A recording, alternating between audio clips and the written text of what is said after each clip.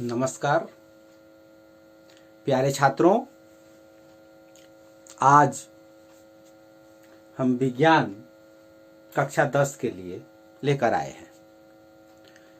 विज्ञान 3 भागों में विभाजित है, फिजिक्स, केमिस्ट्री और बायोलॉजी। तो हम आपको आज फिजिक्स के बारे में बताएंगे।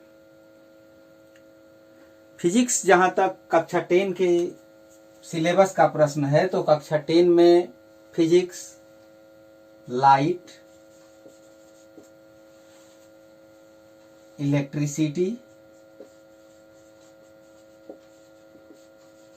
और मैग्नेट, ये 3 टॉपिक हैं। तो सबसे पहले तो लाइट के बारे में जानना है और उसके बाद इलेक्ट्रिसिटी और मैग्नेट। इलेक्ट्रिसिटी और मैग्नेट ऐसे हैं जैसे कि अंग्रेजी में Q और U होते हैं जो हमेशा एक साथ आ जाते हैं, ठीक उसी तरह से इलेक्ट्रिसिटी और मैग्नेट एक दूसरे पर आधारित हैं, यानी एक दूसरे के पूरक हैं। तो उनके बारे में तो बाद में देखेंगे। हम शुरुआत करते हैं लाइट, प्रकाश। आप देख रहे हैं कुछ लिखा हुआ है।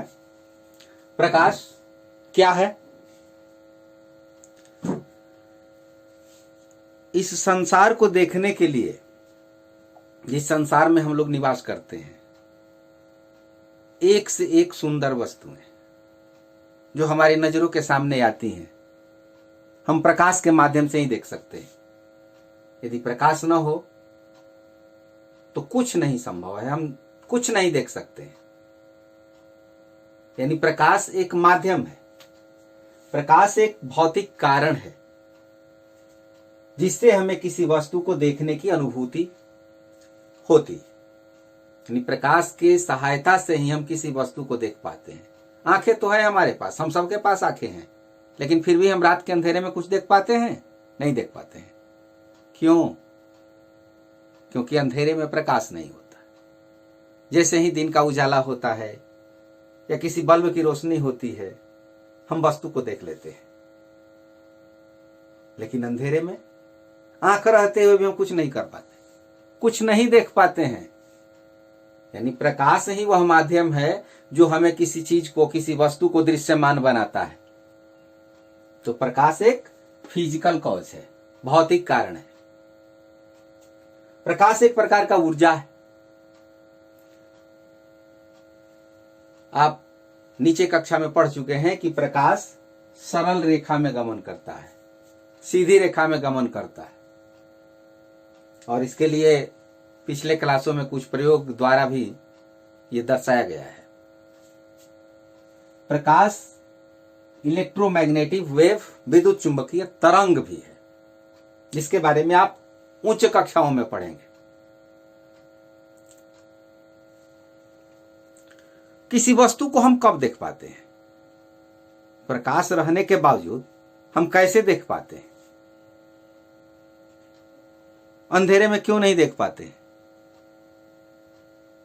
क्या कभी आपने इसके बारे में सोचा है? यदि सोचा है तो ठीक, नहीं तो थोड़ा विचार कीजिए। जब किसी प्रकाश स्रोत से निकल करके कोई प्रकाश की किरण किसी वस्तु पर पड़ती है और वहां से रिफ्लेक्ट होकर के, परावर्तित होकर के हमारी आंखों तक पहुंचती है, तब हम उस वस्तु को देख पाते हैं। कहने का मतलब कि प्रकाश स्रोत से कोई प्रकाश की किरण वस्तु पर पड़े और वहां से परावर्तित हो करके हमारी आंखों तक पहुंचे, तब हम उस वस्तु को देख पाते हैं। यानी किसी वस्तु को देखने के लिए परावर्तन का होना अनिवार्य है। जब तक परावर्तन नहीं होगा हम वस्तु को देख नहीं पाते। यहां पर एक चीज आपको और समझ लेना है, प्रकाश का विवर्तन छोटा सा टॉपिक है, 1-2 नंबर का पूछा जाता है। प्रकाश का विवर्तन क्या है? जैसे कि आप जानते हैं कि प्रकाश एक सरल रेखा में गमन करता है, लेकिन यहां पर थोड़ा सा भिन्न रूप में लिखा हुआ है। देखिए, यदि प्रकाश के मार्ग में कोई अत्यंत छोटी अपारदर्शक, अपारदर्शक का मतलब जिसको पार नहीं कर सके, प्रकाश जिसको पार नहीं करे, अपारदर्शक। तो प्रकाश के मार्ग में कोई अत्यंत छोटी अपारदर्शक वस्तु रख दी जाए तो प्रकाश सीधी रेखा में गमन करने की, सीधी रेखा में चलने की बजाय या गमन करने की बजाय किनारों पर मुड़ने की प्रवृत्ति रखता है। यहां पर सोचने वाली बात, अत्यंत छोटी अपारदर्शक वस्तु, कोई बड़ी वस्तु नहीं, अत्यंत छोटी वस्तु प्रकाश के मार्ग में यदि रख दी जाए, जैसे यहां चित्र में आप देख लें, प्रकाश इस तरह से चल रहा है और यहां पर कोई छोटी सी वस्तु रख दी जाए तो ये सीधी रेखा में जाने की बजाय थोड़ा सा किनारे पर ये मुड़ जाता है। इसके बारे में विस्तृत जानकारी उच्च कक्षाओं में मिलती है, यहां पर आपको केवल इतना ही समझ लेना है। विवर्तन जैसी परिघटनाओं की व्याख्या करने के लिए प्रकाश को तरंग के रूप में माना जाता है और जिसका विस्तृत अध्ययन आप उच्च कक्षाओं में करेंगे। तो अभी हमने देखा, आपको बताया कि किसी वस्तु को देखने के लिए हमें प्रकाश की जरूरत होती है और प्रकाश जब किसी वस्तु पर पड़ता है, वहां से परावर्तित होकर के हमारी आंखों तक पहुंचता है, तब हम उस वस्तु को देख पाते हैं। तो आइए अब चलते हैं कि परावर्तन क्या है, कैसे होता है, इसके बारे में अच्छी तरह से समझने का प्रयास करें। इसके बारे में आप पीछे की कक्षाओं में पढ़ चुके हैं, उसी की पुनरावृत्ति, थोड़ा सा दोहराव यहां पर करेंगे, क्योंकि प्रकाश को समझने के लिए परावर्तन को समझना अति आवश्यक है।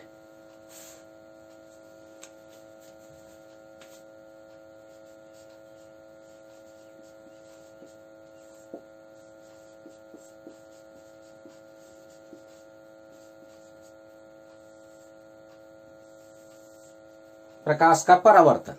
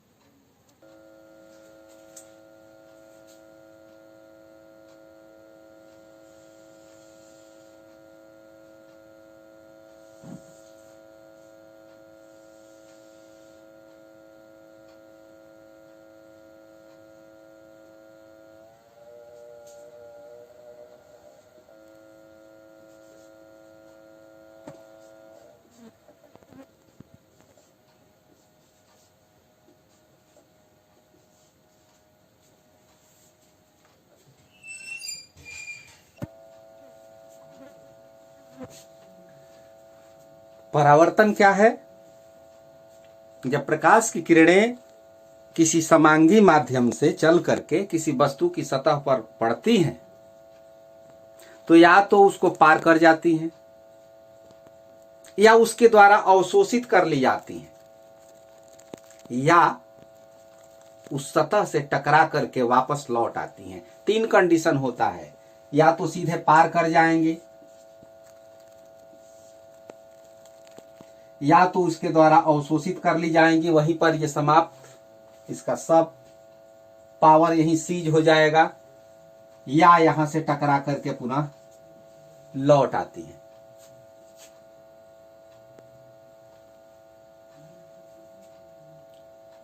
तो ये 3 कंडीशन होता है परावर्तन में। तो यहां पर हमें यह देखना है कि जब ये लौट आती हैं उसी माध्यम से, उसी के बारे में जानेंगे।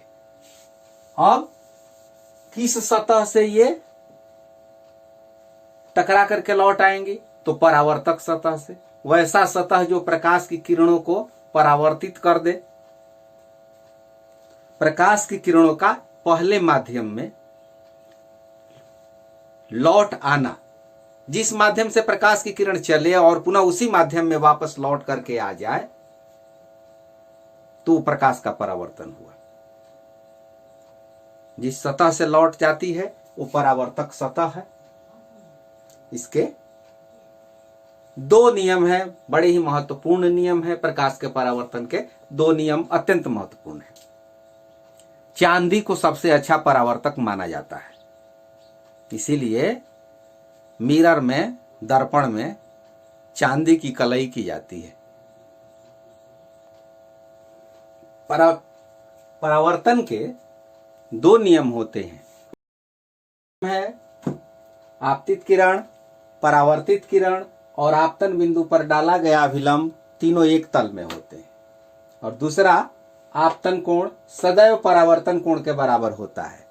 यहां पर हम इन दोनों नियमों को इस चित्र में समझने का प्रयत्न करते हैं।